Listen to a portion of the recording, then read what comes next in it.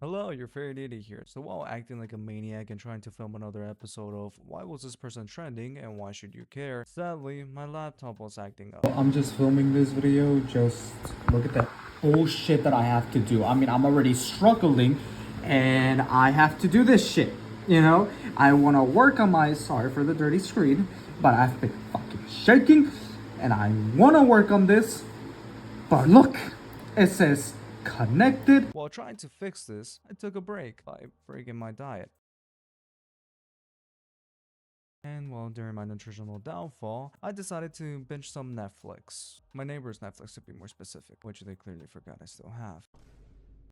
But nonetheless, I put on one of my top 5 shows to binge while snacking.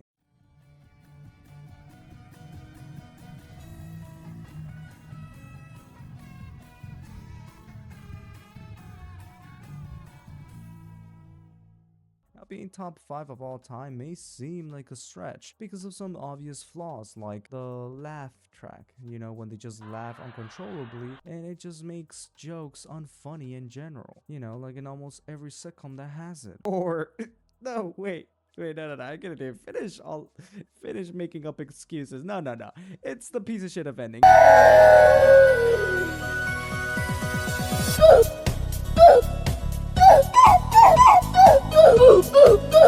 Yeah, that will have its own video. But while watching it for the 7th time, and possibly the last since Netflix wants to make space for what I imagine is a really good show.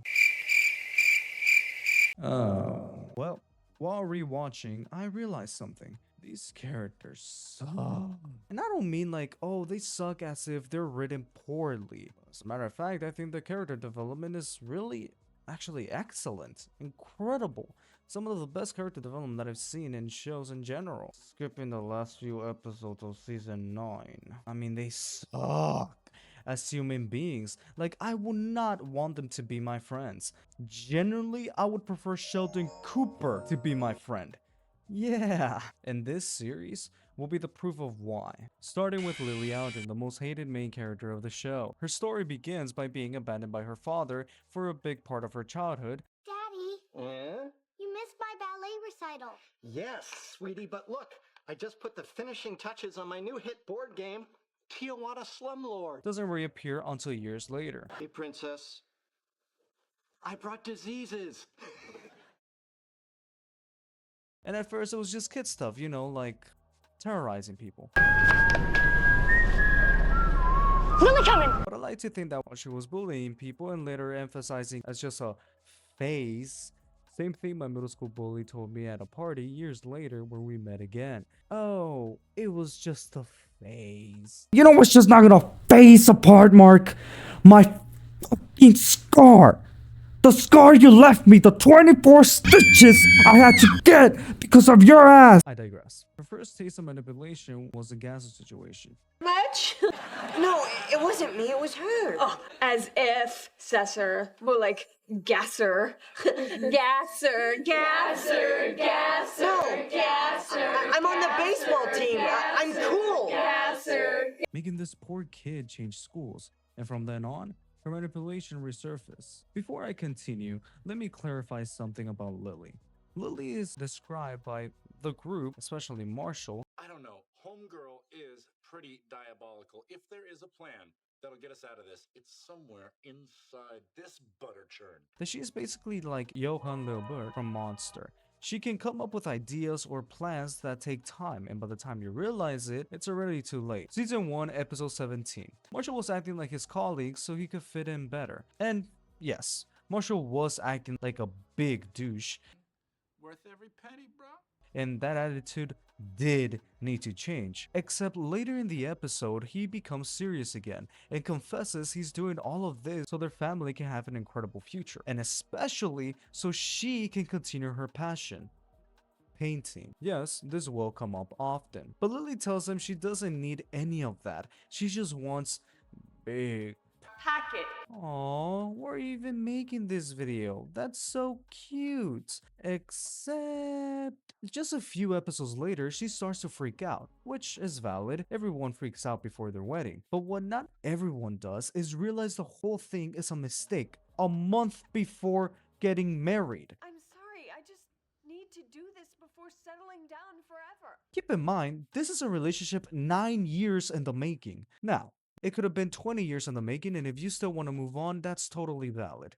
Being confused, hey, valid once again, because some people can still be in the closet even if they're 3 years in the relationship. I mean, don't get me wrong, it still hurts when they call you and you hear, sorry, bro, she busy. But you don't hear a guy's voice. Sorry, bro. She busy. Yeah, that was an experience my friend had. Poor guy, man. Just has bad experiences. I digress. But the reason Lily's a bitch is because when Lily freaks out and throws her tantrums, to put it lightly, everyone else has to accommodate, be understanding. Always. A well-known victim of this, Ted. Even though I like to think that it's just his karma, it's still wrong to do because another person that suffers from it is Marshall, which I think we can all agree he does not deserve. Now, in season 1, we could talk about how Lily left Ted stranded or broke up with Marshall 1 month before their wedding to pursue art in San Francisco while already living an area literally known as the cultural capital of the world, where art is literally worshipped. Actually, relax. I'm just stating a name some people use.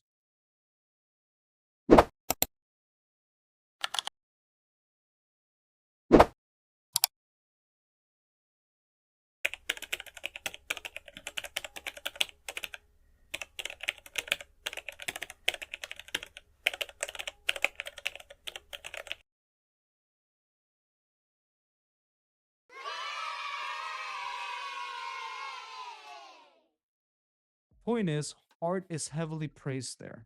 But as Lily stated, I just need to go to San Francisco and do this art program and figure out who I am outside of us.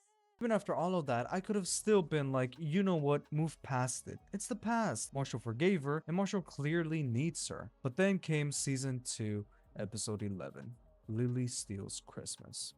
This episode, oh my. Lily finds her old voicemail box and listens to Ted calling her a Grinch during the summer she broke up with Marshall. Meanwhile, Ted was taking care of Marshall, the man she destroyed emotionally, and realized what every human with ears or eyes realized. It was a pretty bitchy move from Lily's part. Yet Lily still had the audacity to feel entitled not only to an apology, but when Ted finally stood up for himself and said she was a Grinch during that summer, her brain, well, I guess, decided to prove him right. But it turned out this was a problem not even alcohol could solve.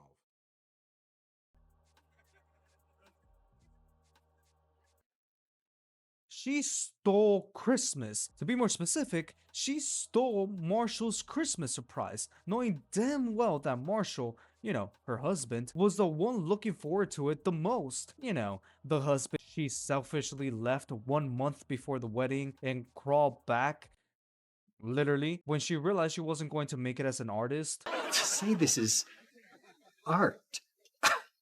And before you say I'm stretching, well then first, you don't know Marshall. And second, what was one of the reasons on why Ted was gonna go back to Lily's place to apologize? What was it, Ted?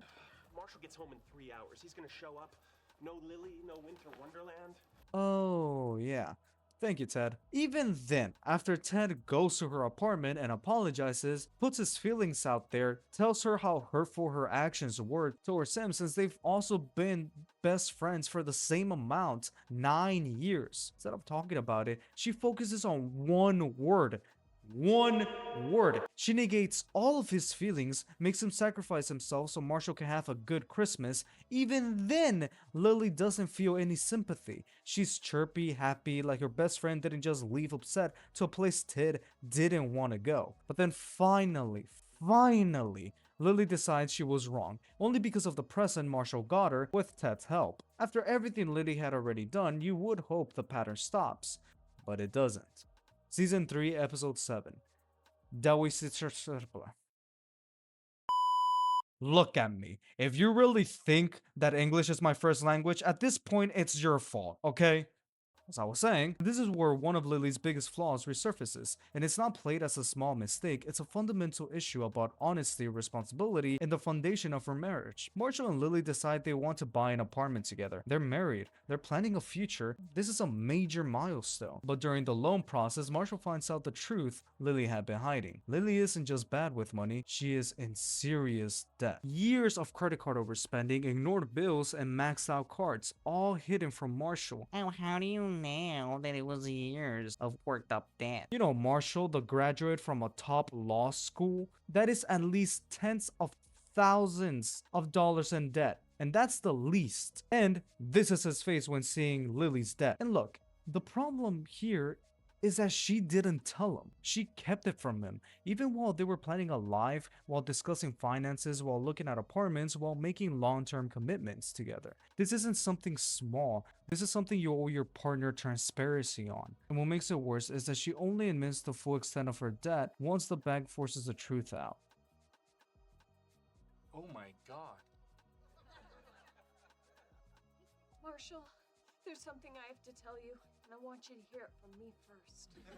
But you dirty bitch! Not because she chose to be honest. And again, this is not about punishing someone for struggling financially. Debt happens, people make mistakes, people recover, it's human. But Lily made the choice to hide it. She made the choice to let Marshall walk blindly into a huge responsibility while keeping information from him that absolutely impacts both of their futures. And because Marshall doesn't know the full picture until the last moment, they make decisions they wouldn't have made if he had known sooner. That includes the apartment, an apartment in a neighborhood they didn't fully research, a choice rushed because they felt time pressure from the deal, and because Lily's financial situation limited their options in the first place. And this moment matters because it shows a pattern. Lily acts, Lily hides, Lily waits until consequences catch up, and then everyone else, especially Marshall, has to adjust. And it becomes another example of Lily putting her impulses and fears above the transparency her marriage needs. Season 4, episode 17.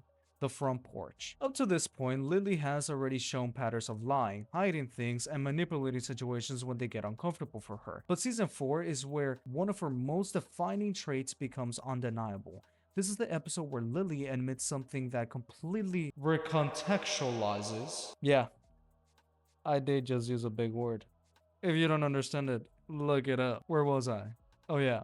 Recontextualizes years of Ted's dating life. She has been sabotaging Ted's relationships. And I don't mean giving poor advice that even you know yourself that it's poor advice, so you add at the end, but I don't know. You do you. Or sharing opinions, or being protective like a normal friend, or parent if you don't have a friend. Which, I mean, it's totally normal. Actually, I think it's actually pretty cool. I think, you know. Another story from my friend, huh? Where was I? Oh yeah.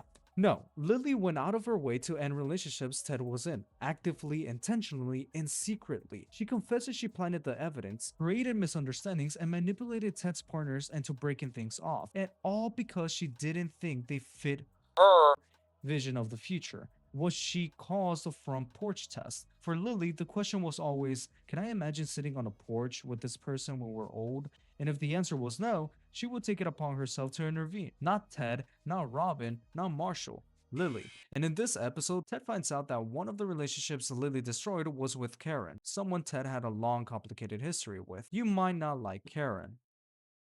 Let me be more specific. You're not going to like Karen. Let me be more specific. If you do like Karen, get the fuck away from me. But the problem isn't Karen, it's that Lily made the decision for Ted. She believed she had the right to choose who belonged in Ted's future and who didn't. What makes this even worse is that she does all of this while claiming she's protecting Ted, as if Ted is incapable of making his own choices, forming his own relationships, or navigating his own heartbreak. I mean, it is Ted, but still, it's wrong. And again, this fits the exact pattern we've been seeing. Lily acts, Lily interferes, and Lily manipulates, and then Lily justifies, and Lily believes so deeply in her own judgment that she genuinely can't see how violating this is. Imagine someone deciding your relationships for you without ever telling you. Imagine someone planning evidence to break you up with their partner and then smiling to your face as if they had nothing to do with it. That is Lily Aldrin in this episode. And even when Ted confronts her, she still tries to frame it as something sweet, something protective, something that makes her a good friend. But it isn't sweetness, it isn't protection, it's control. And it is one of the clearest examples of Lily crossing boundaries that were never hers to cross. Season 5, Episode 1. Definitions. After everything Lily has done up to this point, the manipulation, the interference, the secrets, Season 5 wastes no time showing that pattern continues. In the very first episode of the season, Lily decides that Barney and Robin need to define their relationship. Not because they asked for help, not because they were even struggling, but because Lily didn't like the idea of two people dating without a label. And once talking to them like adults, for just one time, she decides, oh well, I'm gonna lock them in the room. She physically traps them until they have the conversation she wants them to have. This moment perfectly encapsulates one of Lily's core traits. She believes she knows what's best for everyone, even when they never ask for her input. Barney and Robin are two people who handle their emotions completely different from, well, not only Lily, but everyone else of the friend group. They're private, they take things slowly, they don't rush vulnerability, and more importantly, neither of them is ready to define anything. But Lily doesn't consider that. She doesn't consider their boundaries, their communication style, their comfort level. She considers her ideal scenario, the one she imagines in her head, and forces reality to match it. Locking them in a room isn't cute, it's not playful, it's not being a good friend, it's pressure, it's boundary crossing, it's control. And what makes this even more frustrating is that Lily genuinely believes she's helping. She tells herself that forcing a conversation is somehow fixing the problem, when in reality, Barney and Robin weren't even having a problem. They were figuring things out in their own way, in their own time. Lily removes that choice. She pushes them into emotional territory they didn't freely walk into. She dictates the pace of their relationship. She inserts herself into a moment that should have belonged only to the two of them. Is that an engagement ring? Are you? Oh, no. That is not me. They must have delivered it to the wrong table. And again, it's another example of Lily acting first and thinking later. It fits the same pattern we've seen since season 1. Lily's comfort comes first. Her vision comes first. Her expectations comes first. And the people around her are expected to adapt. But to be fair, Season 5 is actually one of Lily's calmer seasons. Outside of this moment and a few boundary-pushing comments, she isn't nearly as chaotic or harmful as she was in earlier seasons. If anything, this is the season where her interference shows up more as habit than malicious intent. It doesn't excuse the behavior, but compared to her past actions, Season 5 Lily is noticeably toned down. Now, the same could not be said for Season 6 Lily. Season 6 gives us something different than the usual dramatic Lily moment. This isn't manipulation, this is an abandonment, this is something more subtle, but just as important. It's a season where Lily shows a pattern she's had since the beginning. She supports big life-changing decisions, but only when she agrees with them. A clear example of this is in Season 6, Episode 8.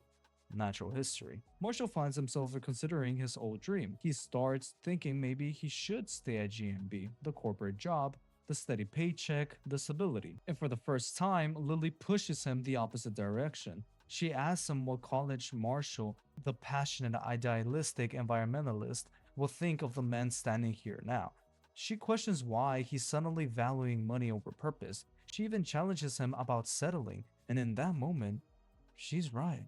She's supportive. She's encouraging him to follow the dream he's always had. It's a good version of Lily, the kind that believes in him. But then, Episode 20. The exploding meatball sub. Marshall actually takes that advice. He goes to the NRDC, he pursues the career he's wanted since he was young, he finally makes the decision Lily wanted him to make, and suddenly, Lily switches sides. When Marshall wants to follow the dream for real, not in theory, not in conversation, but in reality, Lily panics. Now it's, we have a mortgage. Now it's, we're trying to have a baby. Now it's, this isn't realistic. And what makes this moment so telling is the timing. When it was Lily pushing Marshall forward, she framed it as inspiring. While Marshall pushes himself forward, she frames it as irresponsible. In episode 8, Lily's frustrated with Marshall for holding himself back. But in episode 20, Lily becomes frustrated with Marshall for not holding himself back. And in this contradiction, shows something important about Lily. She supports the version of Marshall that fits the future she envisions, not necessarily the version Marshall wants to become. It isn't about passion, it isn't about purpose, it isn't about financial stability, it's about control. When she feels in control of the decision, she's supportive. When she doesn't, she pushes against them. And season 6 makes this pattern crystal clear. Lily's support is conditional. It depends on timing, mood, and whether the decision aligns with the picture she's already created in her mind. And that's why season 6 is so important to Lily's character arc. It shows you that even when she's not being dramatic, manipulative, or extreme, the underlying issue is still there. She changes her stance not based on what's right, but based on what makes her feel secure. And episode 20 goes even deeper than that. In episode 8, Lily is ready to fight. She argues, she debates, she pushes Marshall to think about who he used to be. She stands her ground. But in episode 20, Lily doesn't fight. She smiles, nods, says she'll support him no matter what. But when things start falling apart, her first instinct isn't communication. It's escape. When the pressure builds, when the fear sets in, when reality doesn't match the version of life she imagined, Lily chooses to leave. She prepares to go to Spain, not to take a break, not to think, but to run, and that moment brings her arc full circle. When confronted with something uncomfortable, Lily prefers distance over discussion, avoidance over honesty, leaving over working through it. Season 6 may not show Lily at her loudest, but it does show her at her most revealing. Everything I said about Lily in the earlier seasons, the selfishness, the manipulation, the running, the hiding, the impulsive decisions, all of that is real. But what's also real is that Lily isn't frozen in those flaws forever. Something changes around the seasons 7 through 9. This is the first time in her life where she isn't looking for a way out. She isn't planning an escape route. She isn't fantasizing about running when things get difficult. Instead, she stays. She shows up, she commits to the life she's building with Marshall, with Marvin, with herself. And that's something Lily had never done before. Season 7, the first time Lily chooses presence over panic. She becomes a mother, and don't get me wrong, that responsibility does not make her perfect, but it makes her honest. For the first time, Lily admits she's scared of becoming a mom, scared of losing herself, scared of becoming someone she didn't recognize. Season 8, episode 14, the rooftop scene, is one of the realest Lily moments in the entire series. She pulls Ted aside and says the thing she spent her whole life avoiding. I don't know if I'm ready. Sometimes I want to run. Sometimes I feel like I'm drowning. And instead of running like she did in season 1, she stays. She confronts that fear, she talks about it, and she lets someone see her vulnerability. That honestly, that's growth. Season 8, episode 17, The Ashtray. A stupid moment, a stupid mistake, but an important one. Because old Lily would have hidden it, lied about it, waited for the consequences to catch up so she could run. But season 8, Lily does something new. She faces it. She admits why she stole it. Not because she wanted the object, but because she missed who she used to be. The version of herself that felt artistic and alive and seen. And the important part isn't the mistake, it's the fact she acknowledges it, understands it, and doesn't repeat it. That's growth. Again, if you're skipping the last few episodes of season 9. Seriously, man, what were the writers? They weren't thinking. Okay? I was gonna say, what were the writers thinking? They clearly weren't. Oh, season 9 sucks. Speaking of season 9, it gives us the most mature version of Lily we ever see. Except the last few episodes, again.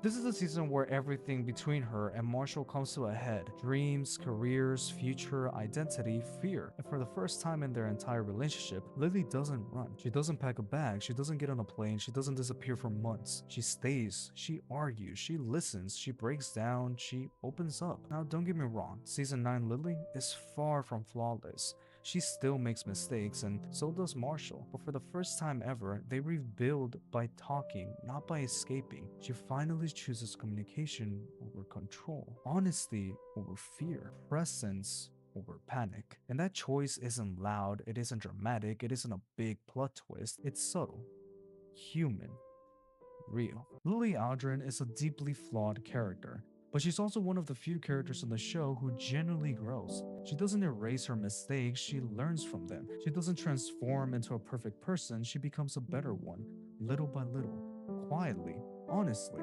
She stops running, she stops hiding, she stops sabotaging. She stays, she shows up, she builds something real.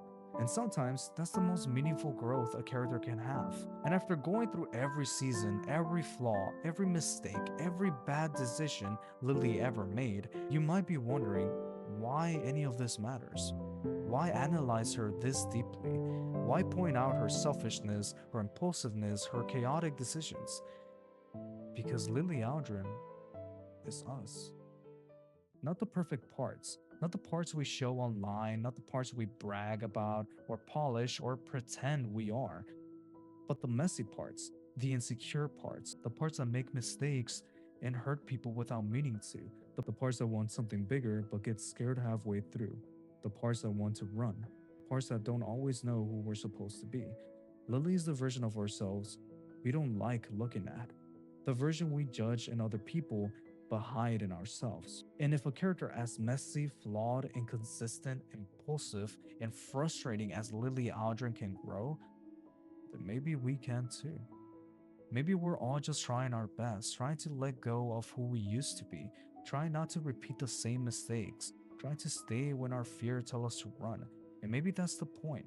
That growth doesn't erase the past, it just means we kept going anyway.